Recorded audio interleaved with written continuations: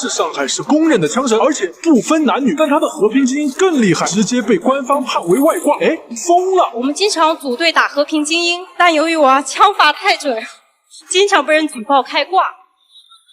今天当着大家的面，我想对和平精英的团队说一句：那个东岳小可爱啊，他不是开挂，他是真的练过，请把号还给他，谢谢。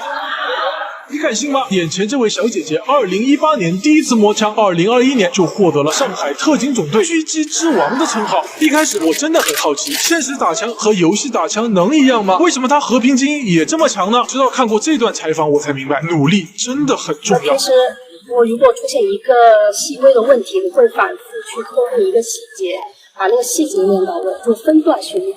我所有的训练都是为了关键时候能够百发百中，但我也真心希望我的职业生涯能够一枪不发。谢谢大家，我是特警秦。